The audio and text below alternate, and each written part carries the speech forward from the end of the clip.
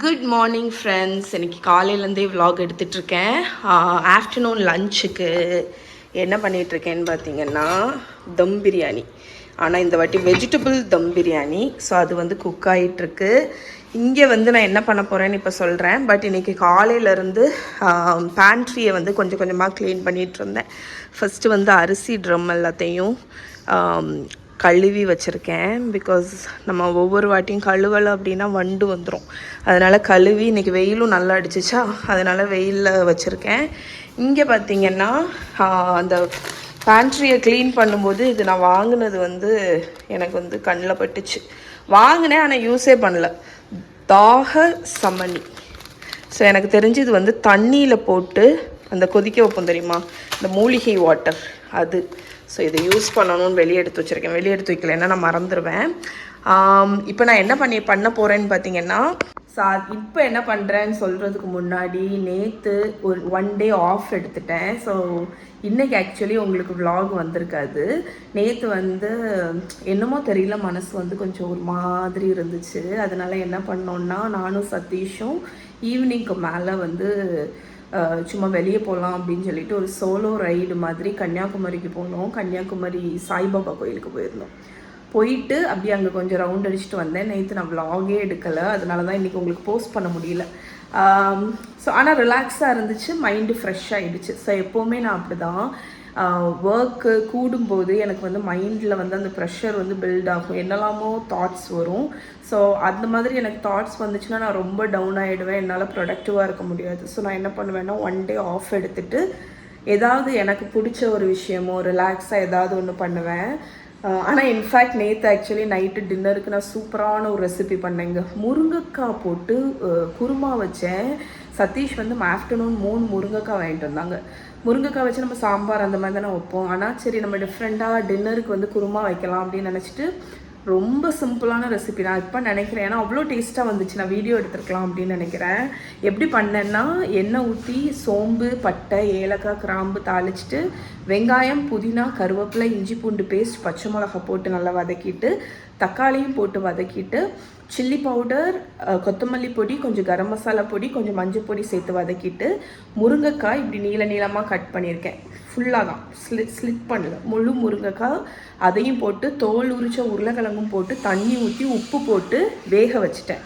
ஒரு 15 நிமிஷத்தில் முருங்கைக்காய் வெந்துடுச்சு. வெந்ததுக்கப்புறம் கடைசி தேங்காய், சோம்பு, பொட்டுக்கடலை இதை வந்து நைஸாக அரைச்சி அந்த குழம்புல ஊற்றிட்டேன். குருமாவில் தேங்காய் ஊற்றுனதுக்கப்புறம் ஒரு 5 நிமிஷம் லோ ஃப்ளேமில் வச்சுட்டு கொத்தமல்லி கீரை போட்டு அணைச்சிட்டேன். Chicken mutton குழம்பே தோற்றுரும். அந்த அளவுக்கு வெஜிடேரியனில் இவ்வளோ டேஸ்ட்டாக இருக்குமா. நான் நல்ல கல் தோசை ஊற்றி இதை வச்சு சர்வ் பண்ணியிருந்தேன் டின்னருக்கு. ரொம்ப நல்லா இருந்துச்சு. ஸோ நான் தனியாக ஒரு நாள் கண்டிப்பாக அதை வீடியோ நெக்ஸ்ட் டைம் நான் எடுக்கிறேன். பட் உங்கள் வீட்டில் முருங்கைக்காய் இருந்துச்சுன்னா இதை ட்ரை பண்ணி பாருங்கள். இட்லி, தோசை, ஆப்பம், இடியாப்பம் எல்லாத்துக்கும், சப்பாத்திக்கு கூட ரொம்ப நல்லாயிருக்கும். ட்ரை பண்ணி பாருங்கள். ஓகே, பட் இப்போ என்ன பண்ணிகிட்ருக்கேன்னு பார்த்துடலாம். ஓகே, இந்த விலாக் எடுக்கலேன்னு தான் பேர். நேற்று என்ன நடந்துச்சுங்கிறது எல்லாத்தையும் உங்கள் கூட சொல்லியாச்சு. ஸோ இப்போ வந்து நான் பஃப் பேஸ்ட்ரி நான் வந்து இங்கே லூலு மால் போயிருக்கும்போது வாங்கியிருந்தேன். ஸோ பஃப் பேஸ்ட்ரி வந்து நிறையவே இருக்குது. அதனால் குட்டீஸுக்கு வந்து வெஜிடபிள் பப்ஸ் பண்ணலாம் அப்படின்னு நினச்சேன். இது பாருங்கள், ரோஸ்மெரி வாங்கினதை நான் அப்படி ஃப்ரீஸ் பண்ணிட்டேன். ஏன்னா ஃப்ரீஸ் பண்ணிட்டோன்னா நம்ம எப்போ வேணாலும் யூஸ் பண்ணிக்கலாம். அதனால் வெஜ் பப்ஸ் பண்ண போகிறேன். அதுக்கு வந்து ஃபில்லிங் வந்து ரெடி பண்ணுறேன். ஸோ இங்கே வந்து எண்ணெய் ஹீட் பண்ணியிருக்கேன். இதில் என்ன இருக்குன்னா, வெங்காயம், தக்காளி, கேரட்டு, பீட்ரூட்டு, உருளைக்கிழங்கு, பீன்ஸு, புதினா, கொத்தமல்லி கீரை எல்லாத்தையுமே பொடிசாக கட் பண்ணி வச்சுருக்கேன் ஒரே பவுலில்.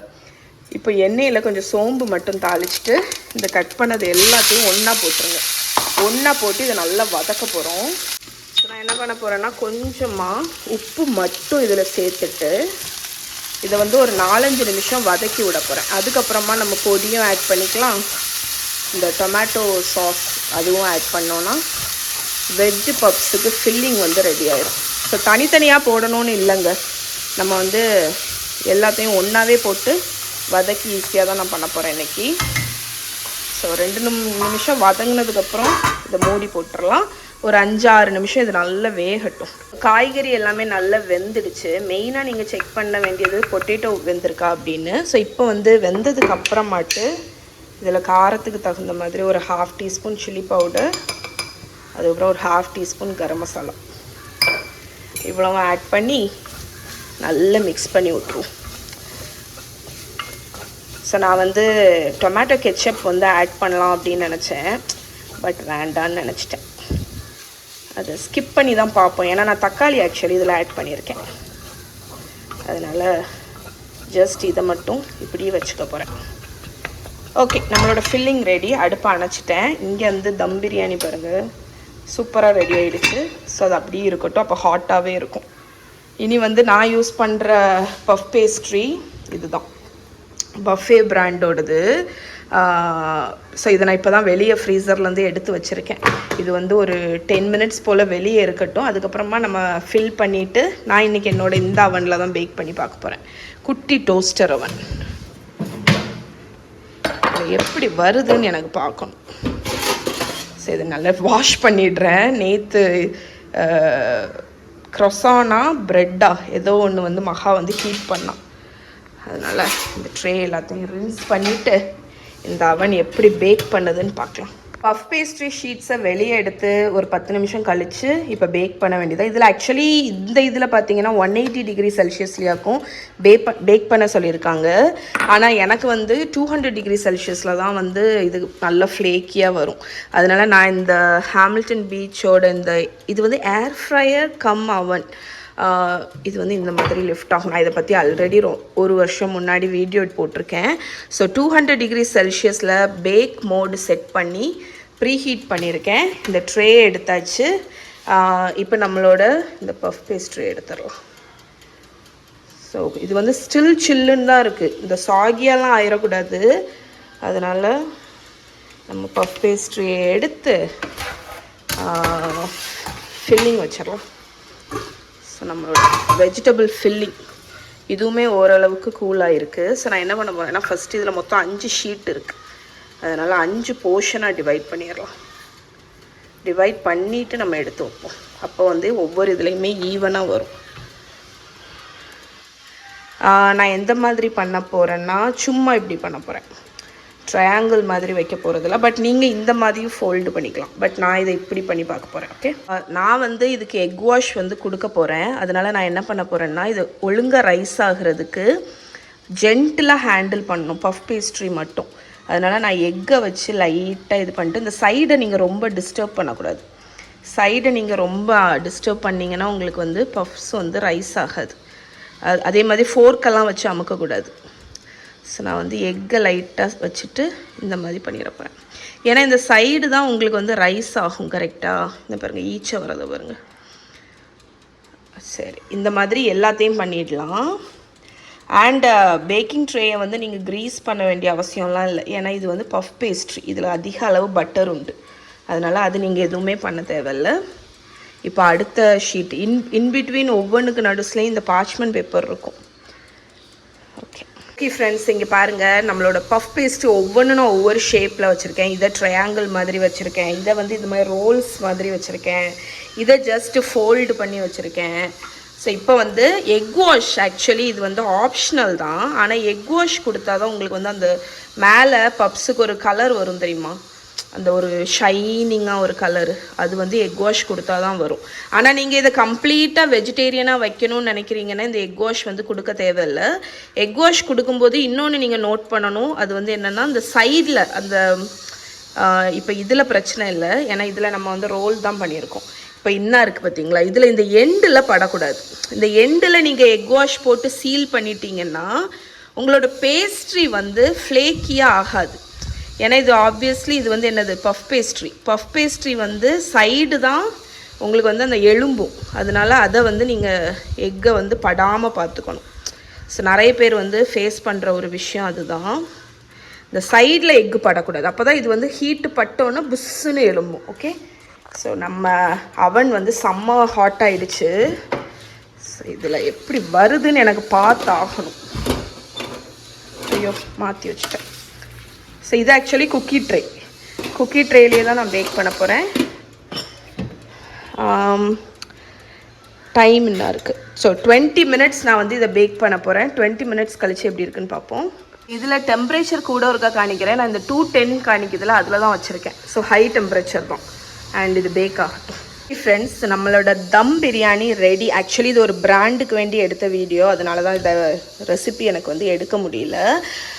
ஆனால் இப்போ நான் உங்களுக்கு வந்து ஒரு சின்ன ட்ரிக்கு வந்து சொல்லித்தரேன். இது எனக்கு சொல்லி கொடுத்தது யாருன்னு பார்த்தீங்கன்னா சதீஷ். ஸோ என்னென்னா, ரைத்தா நம்ம பண்ணுவோம்ல. ஸோ யூஸ்வலாக ரைத்தா வந்து நம்ம வெங்காயத்தை வெட்டிட்டு தயிரை போட்டு மிக்ஸ் பண்ணுவோம். ஸோ அப்படி பண்ணாமல் வெங்காயத்தை கட் பண்ணி ஒரு அரிப்பில் போட்டுக்கோங்க. நான் அந்த அரிப்புக்கு கீழே ஒரு பவுல் வச்சுருக்கேன். ஓகே, ஸோ நல்லா ஸ்லைஸும் நீங்கள் பண்ணிக்கலாம், இந்த மாதிரி சாப்பும் பண்ணிக்கலாம். அதுக்கப்புறமா உப்பு, உங்கள் இதுக்கு தேவையான அளவு உப்பு வேணால் எக்ஸ்ட்ரா நீங்கள் ரெண்டாவது போட்டுக்கலாம். உப்பு போட்டு இந்த மாதிரி லைட்டாக பெசரி விட்டுட்டு இது வந்து நீங்கள் ஸ்டார்டிங்லேயே ஒரு அரை மணிக்கூர் முன்னாடி இதை செஞ்சுருங்க. ஓகே, சர்வ் பண்ணுறதுக்கு. ஸோ இப்போ நான் வந்து அரிப்பு வச்சுருக்கேன். அதுக்கு மேலே கீழே பவுல் இருக்குது, அரிப்பில் அதை போட்டிருக்கேன். இதை நான் வந்து ஒரு மூடி போட்டு மூடி அப்படியே வெளியே ஒரு அரை மணிக்கூர் வச்சிட போகிறேன். இது வந்து இந்த ஸ்டெப்பு என்ன பண்ணுன்னு பார்த்தீங்கன்னா, வெங்காயத்தில் உள்ள எக்ஸ்ட்ரா தண்ணி எல்லாத்தையும் வடிக்கும். இன்னொன்று இந்த வெங்காயத்தை கொஞ்சம் மெல்லோ டவுன் ஆக்கும். ஸ்ட்ராங்காக இல்லாமல் கொஞ்சம் மெல்லோ ஆக்கும். அப்போ ரைத்தா ரொம்ப நல்லாயிருக்கும். ஸோ இது வந்து ஒரு ஷெஃப் வந்து சதீஷோட தெரிஞ்சவங்க ஒருத்தவங்க இந்த ஹோட்டலில் ஒர்க் பண்ணுவாங்கல்ல, அவங்க வந்து சொல்லி கொடுத்த ஒரு ட்ரிக்கு. ½ அன் ஹவர் இதை அப்படியே வச்சுட்டு அடுத்து எப்படி பண்ணணும்னு பார்க்கலாம். ஓகே, இது அப்படியே மூடி போட்டு அப்படியே இருக்கட்டும். இங்கே நம்ம பப்ஸு பாருங்கள் ஃப்ளேக்காக ஆரம்பிச்சிடுச்சு. ஏ ஓகே, இதுவும் ரெடி ஆகட்டும். ஸோ இந்த இதில் உங்களுக்கு தெரியும் பாருங்கள், அந்த எக்ஸ்பான்ஷன் நடக்குது பாருங்கள். அந்த ஹை ஹீட்டு, அந்த டெம்பரேச்சரு அதெல்லாம் கரெக்டாக இருந்துச்சுன்னா உங்களோட அந்த பப்ஸ் வந்து ஹீட்டு பட்ட உடனே அது அப்படி எக்ஸ்பேண்ட் ஆகும். அதனால தான் அந்த ஃப்ளேக்ஸ் வந்து க்ரியேட் ஆகுது. ஸோ இங்கே பாருங்கள். ஸோ இந்த குட்டி அவனில் பேக் பண்ணுறதுனால என்னால் க்ளோஸ் அப்பில் பார்க்க முடியுது உள்ளே என்ன நடக்குது அப்படின்னு. ஓகே, பப்ஸ் இப்போ தான் டைமர் ஆஃப் ஆச்சு. எப்படி வந்திருக்குன்னு பார்ப்போமா? ஓகே, வாவ், செம்மையாக வந்திருக்கு. சூப்பர். இங்கே பாருங்க, அழகா இருக்கு.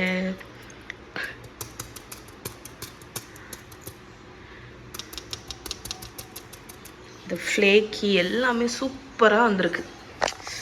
செம்ம சூப்பராக இருக்குது. அந்த ஃப்ளேக்ஸ் பாருங்கள், சூப்பர், பர்ஃபெக்ட். Happy happy.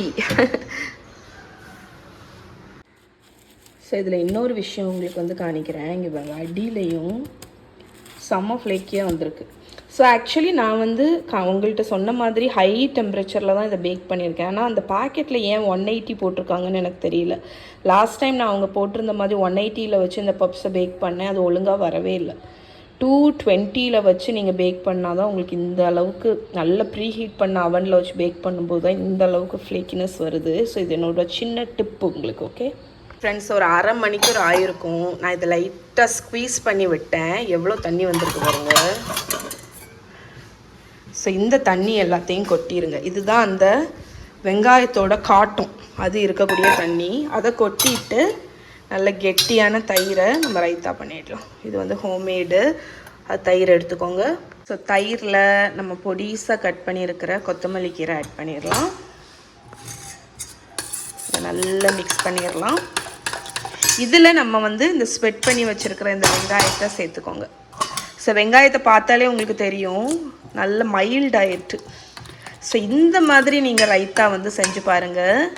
அந்த பஞ்சண்டான அந்த ஒரு டேஸ்ட் இருக்காது, நல்ல மைல்டாக சூப்பராக இருக்கும். உங்களுக்கு வந்து நீர்த்தும் போகாது. நீங்கள் வந்து ரைத்தா செஞ்சீங்கன்னா எவ்வளோ நேரம் ஆனாலும் இந்த மாதிரி க்ரீமியாகவே இருக்கும், தண்ணி விடாது. ஏன்னா நம்ம வெங்காயத்தில் உள்ள எக்ஸ்ட்ரா தண்ணி எல்லாமே எடுத்துட்டோம்ல, அதனால. ஸோ இதில் டேஸ்ட் பார்த்துட்டு வேணுன்னா உப்பு ஆட் பண்ணிக்கலாம். உங்களுக்கு இன்னொரு டிப் என்னென்னா, ஒரு பிஞ்ச் சுகர் ஆட் பண்ணாலுமே நல்லாயிருக்கும். ஓகே, ஸோ எப்போல்லாம் எங்கள் வீட்டு ஃப்ரெண்டில் செம்பருத்தி பூ பூக்குதோ அப்போல்லாம் அதை பறிச்சிட்டு வந்து இந்த டீயை போட்டுருவேங்க. லாஸ்ட் டைம் போடும்போது உங்ககிட்ட கேட்டிருந்தேன் இதோட ஹெல்த் பெனிஃபிட்ஸ் தெரிஞ்சால் சொல்லுங்கள் அப்படின்னு. நிறைய பேர் வந்து ஷேர் பண்ணியிருந்தீங்க. இது வந்து ஹைபிஸ்கஸ் டீ பார்த்திங்கன்னா நம்மளோட ஹார்ட் ஹெல்த்துக்கு ரொம்ப நல்லது அப்படின்னு. ஸோ அந்த பெட்டல்ஸை மட்டும் எடுத்துகிட்டு நம்ம ஹாட் வாட்டர் நல்லா கொதிக்கிற தண்ணியை போட்டிங்கன்னாலே உங்களுக்கு வந்து இதில் அந்த எசன்ஸ் வந்து வந்துடும். ஸோ நான் என்ன பண்ணுவேன்னா ஒரு ஃபோர்க்கோ ஏதாவது ஒரு இதை வச்சு மிக்ஸ் பண்ணி